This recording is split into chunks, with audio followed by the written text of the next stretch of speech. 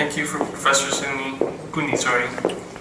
for explaining the origins of the Gadar movement in Vancouver and the influence and power the whites have used to make life difficult for Sikhs in Canada. The systemic and organized discrimination made it hard for Sikhs here and hard for Sikhs to reach here. So this is just a reminder that our question and answer period is going to be after the next speaker. So if you have any questions, please write them down on the index card provided by the volunteers. Volunteers, if you can please distribute the index cards to anyone who wants it. Another announcement is that snacks and tea are available at the side table. Please help yourself.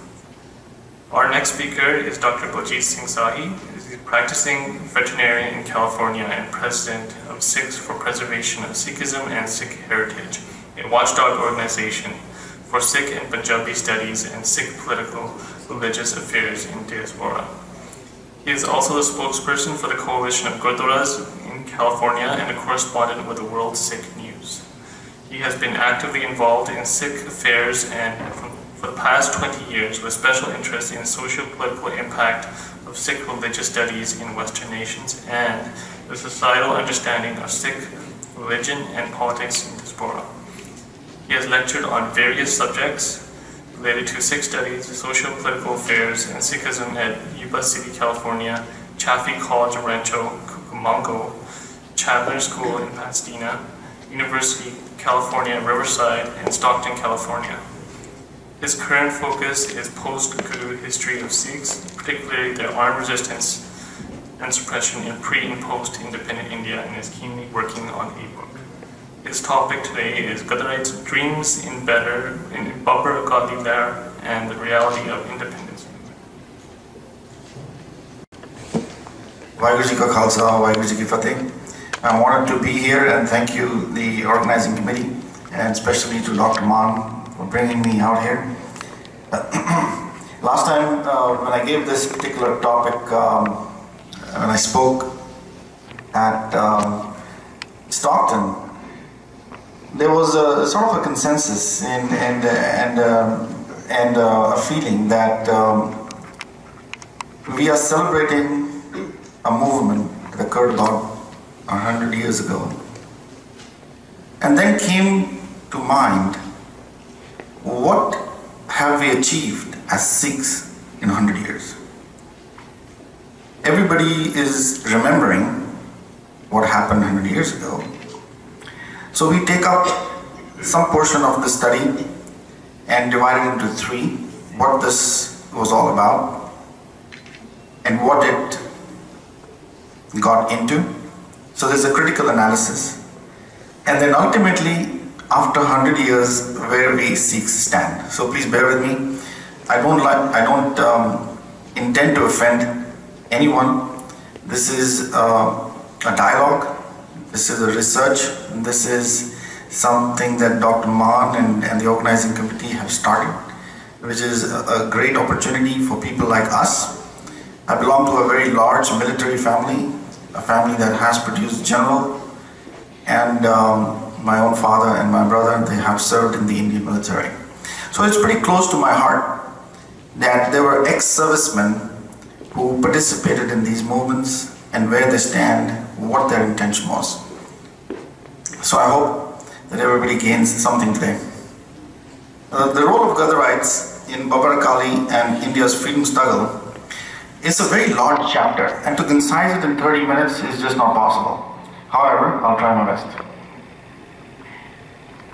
The Gadar movement, as we have already heard from the previous speakers, it's been written and explored and commented upon in several ways. So our question and our query was what this movement had to do with the Babbar Kali movement and its repercussions as we see even today. The story of Gadar actually started off when the Sikhs marched in the celebration of Queen Victoria's Diamond Jubilee. This slide is a little off, but that's okay. And from there on, the ex-servicemen whom the British owed a great deal found their pensions inadequate in Punjab. So there was some economic issue that they wanted to come outside and settle themselves in countries they had seen while they were visiting those particular countries on their way back to India.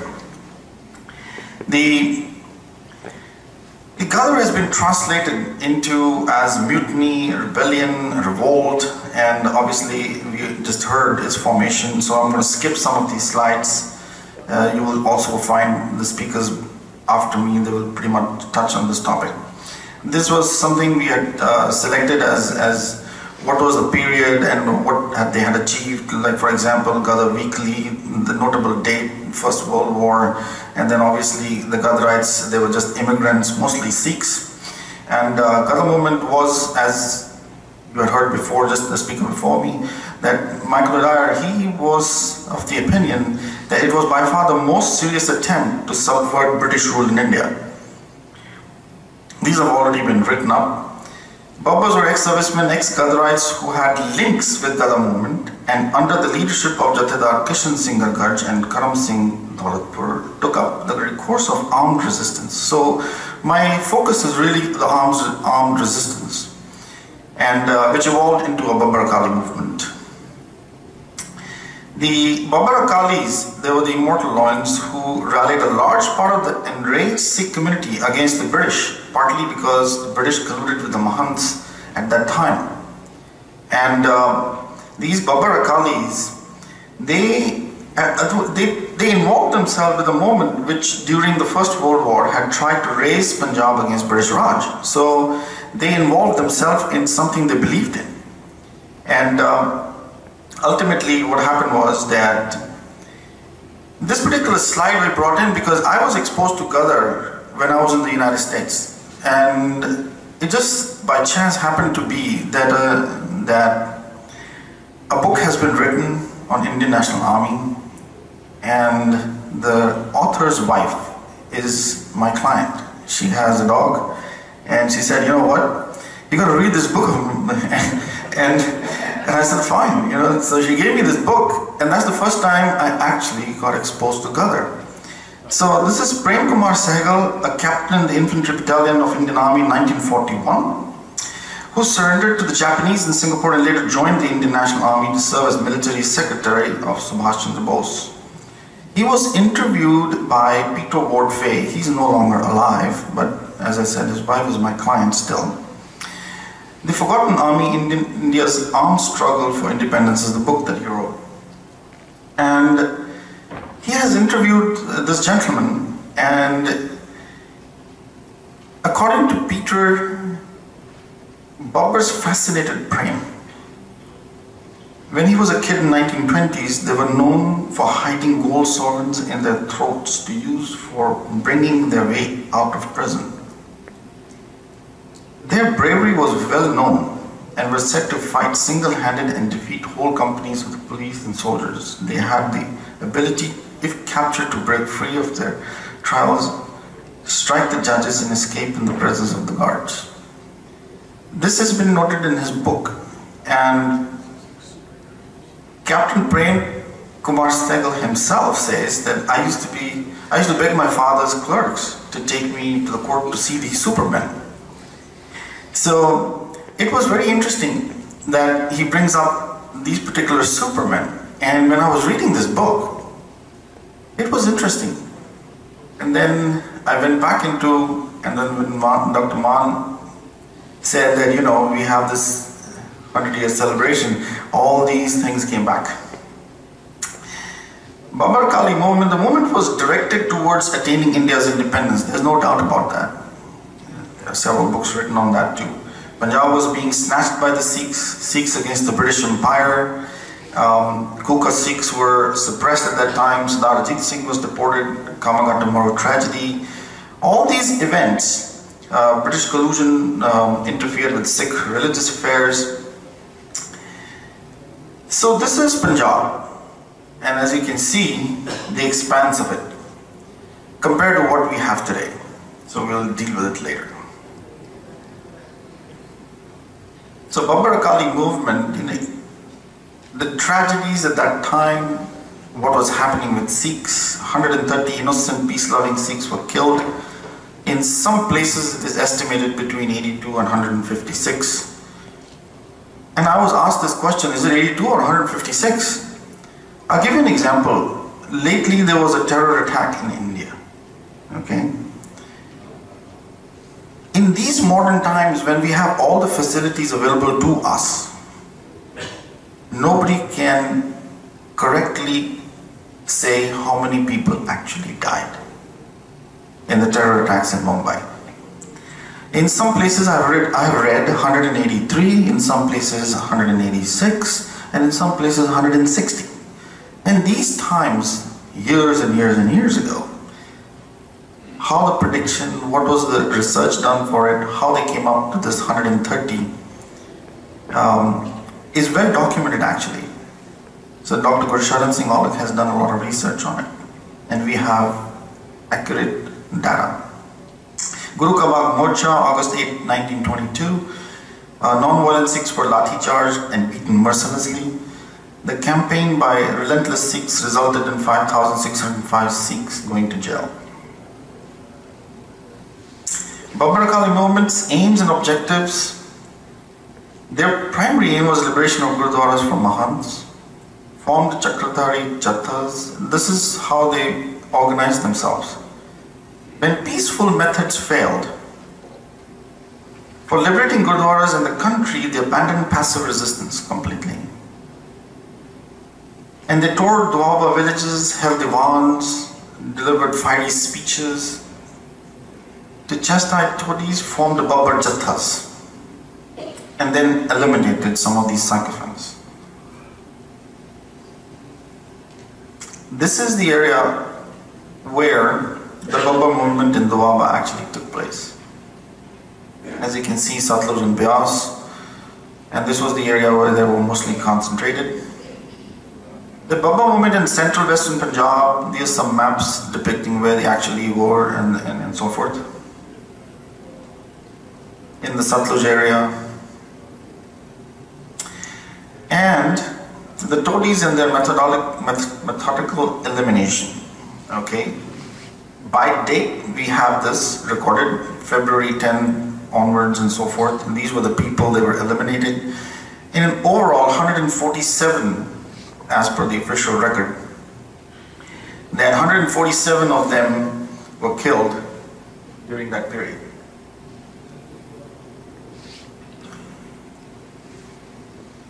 The Babbar Akalis had challenges and setbacks. The government was against them, and then weaklings were arrested. For example, on March 1st, 1923 and March 26, 1923, Amar Singh and Asa Singh of Akrodi. There were the weaklings and the turncoats in Sikhs, which is prevalent even today. We have several of them.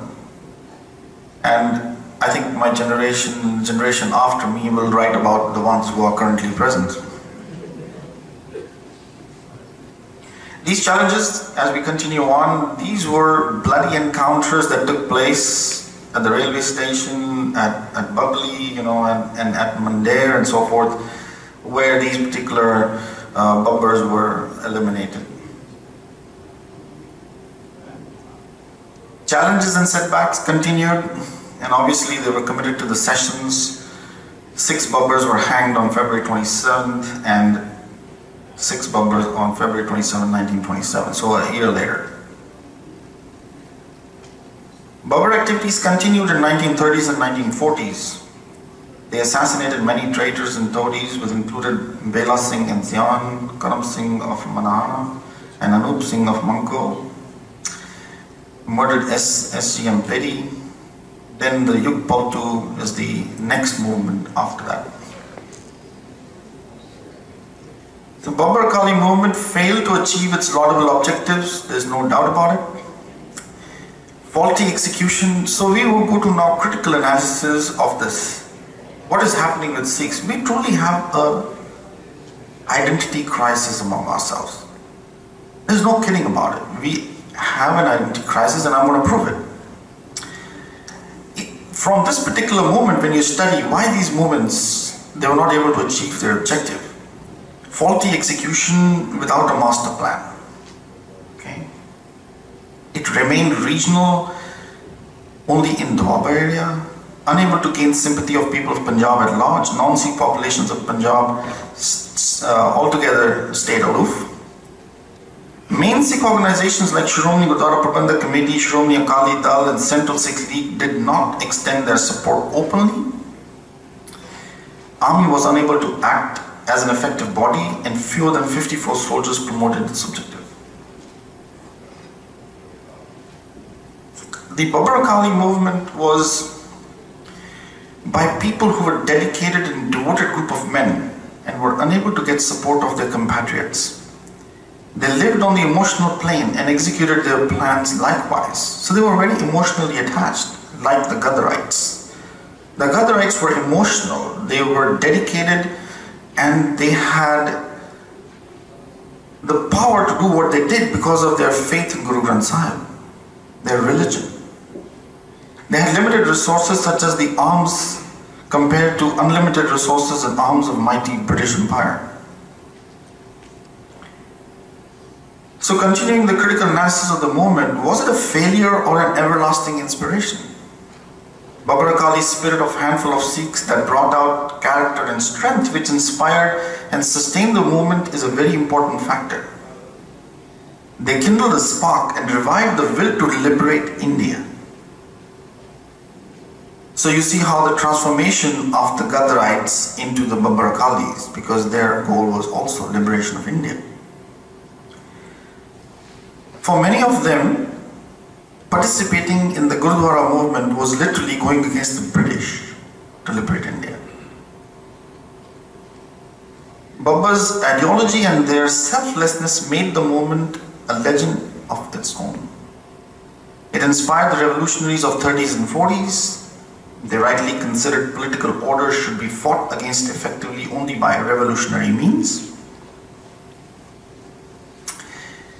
The movement was characteristically a Sikh movement in its ideology, logistics and operation. Babbars reenacted Guru Gobind Singh's advocacy of use of force. They morally executed their will like Gadarites that cruel must be dealt with an iron fist. When faced with a choice between cowardice and violence, they chose violence and died for the cause of Sikhism and country.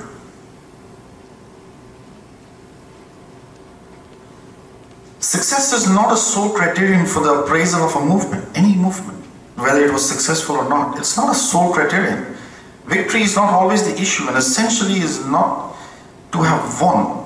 The essential is not to have won, but to have fought well. For example, the Battle of Shiragri. Everybody knows 21 Sikhs.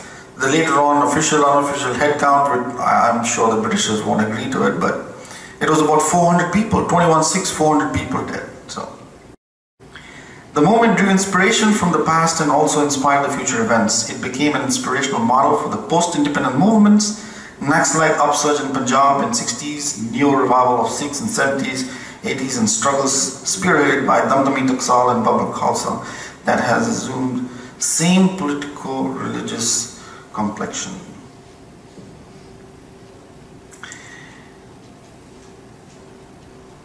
Dr. Kripal Singh has recorded Malik Hardit Singh in his book Makers of Punjab, who says that Malcolm Haley was the first governor of Punjab who understood the Sikhs and was convinced that Gurdwaras must be handed over to the Sikhs.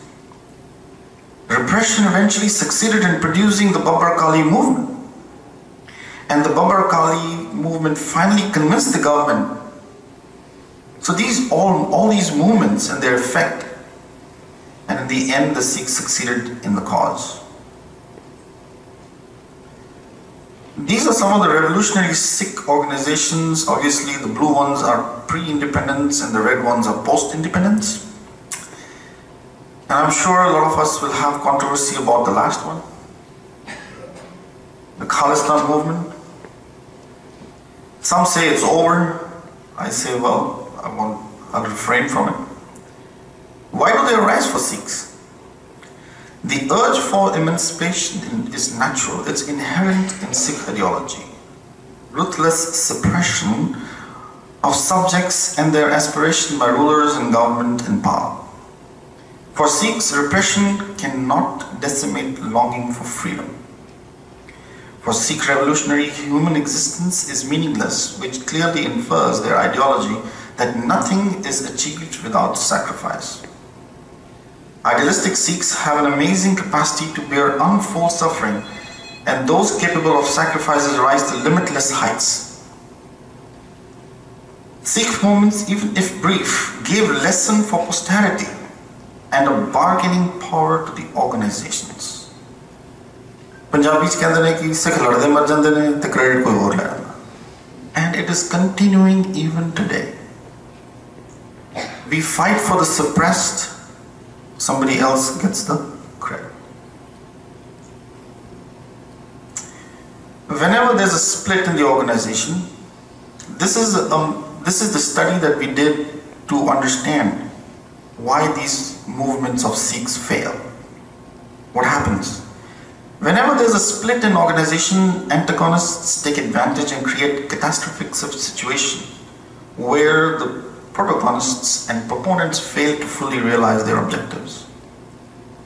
Objective planning, utmost secrecy, devout selflessness, methodical execution, resource management, and staunch coordinative legislative alignments.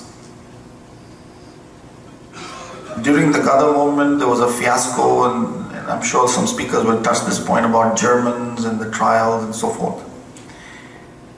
So a staunch coordinative legislative alignment with a world body is important for success of any organization at social, political, and religious nature, of the religious nature. Controversy about means is only an exercise in futility. India's freedom struggle suddenly has a face, and that is non-violent. Gandhi, everywhere, plastered all around the world. Non-violent, non-violent. Well, here's something that we found out. The number of fatalities of those Akalis who followed passive resistance was greater than those of the armed Babbar Akalis. Number of non-violent volunteers who laid down their lives in Gurdwara reform movement was nearly 500. Number of Babbar Akalis killed in the encounters and sent to the gallows was approximately 50. Number of martyrs at Taran Taran, Nankana Sahib, Guru Kabag, Pai Pheru, Cheto is about 400. These were non-violent, so we have proof that non-violent, more number of people laid down their lives. Violence is a part of human survival and existence. Its utility has been recognized. When it comes to the sole arbiter of human destiny, dangerous situations can arise, and its expedient application cannot be underestimated. Abba Ivan says, when all else fail, men turn to reason. Who else would know that better than Sikhs? The dream of Gadarites through Babbar Akali movement could not be realized. Their efforts and sacrifices, however, are not in vain, since they brought the goal of India's freedom for Indians and their adversaries into clear focus.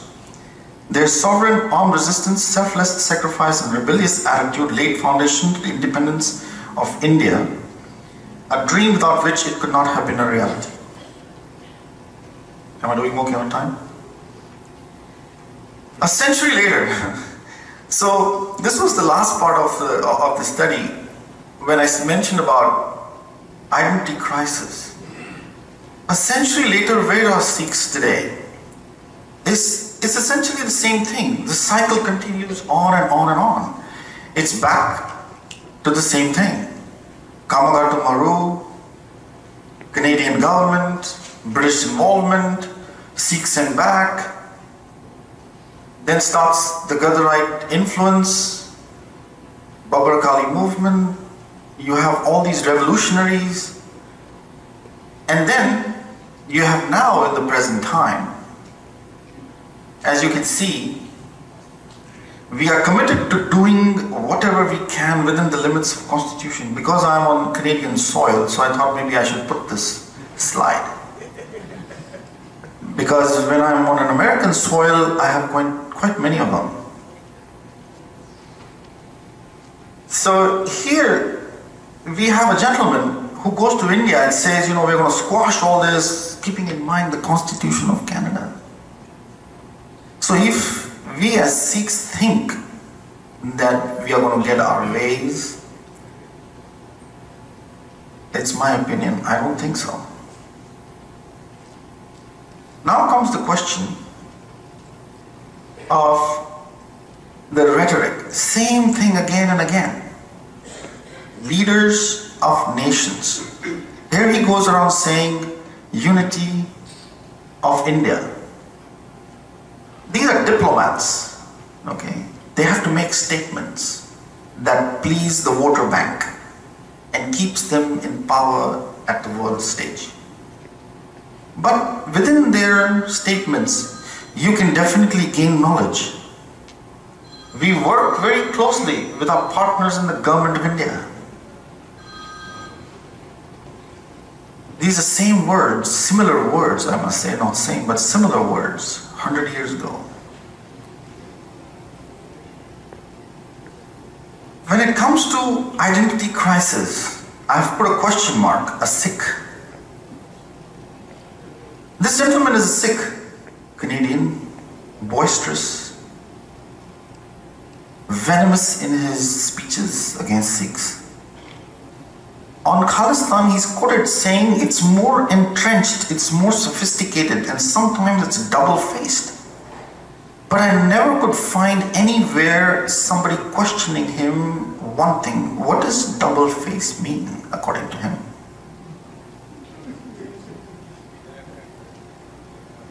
Now the question rises again, what is Prime Minister of India, a Sikh? Again a question mark. Some of us look at this face. Some of us, I'm talking about the world body, and some of us look at this Sikh. And he has a similar concern. He says India and Canada have similar concerns in combating terrorism, extremism, and radicalism.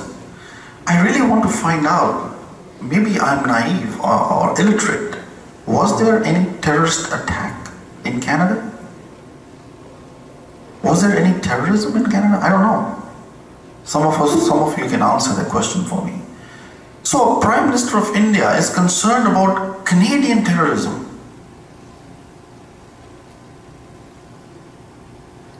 And then there is the Sikh, the Maharani of Patiala. She goes around and says, and she's a cabinet minister, and she says, revival of anti-India rhetoric in Canada. We have, after very hard times, got a good situation of peace and progress back in Punjab and in India. She brought centers everybody from Punjab and India. Just lately, there were bombs detonated in Hyderabad. Just a couple of weeks ago, I think. There was a massive conspiracy done by the saffron bomb. A colonel was involved. Karkare, the guy who died who was killed in Mumbai terrorist attack, Karkare, he opened up an investigation and proved that a colonel of the army, a radical, Hindu, was involved in terrorist activities in India. So her statement is entirely wrong. There is no peace.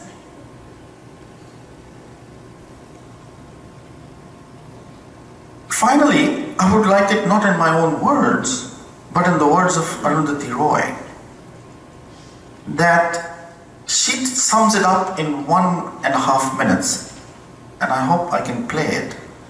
If somebody can give me a mic, please. I would like to play this video because she sums it up very well. I'm speaking of a place like India, where we've come to the fact that there I mean, the wars that were fought in Kashmir and Manipur and Nagaland and Mizoram. In fact, the Indian state, from the moment it became a sovereign nation, from the moment it shook off the shackles of colonialism, it became a colonial state. And it has waged war since 1947 in Kashmir, Manipur, Nagaland, Mizoram, Telangana, Punjab, Kashmir, Goa, Hyderabad. If you look at it, it's like a state that has been perpetually at war, and a military war, and deploying the army against its own people. The state of Pakistan has not deployed its army against its own people in the way the democratic Indian state has. And if you look at who are these people that the Indian state chose to fight, in all the northeastern states there were tribal people. In Kashmir it was the Muslims. In Telangana it was the tribal people. In Hyderabad it was the Muslims. In Goa it's the Christians. In Punjab it's the Sikhs. So you see this sort of upper caste Hindu state perpetually at war. So this was Arundhati Roy, who was speaking on the state of India's affairs. And we realized as Sikhs that the dreams of Gadarites were unfulfilled, and they still are, because suppression of minorities continues in a non-colonial state. It's also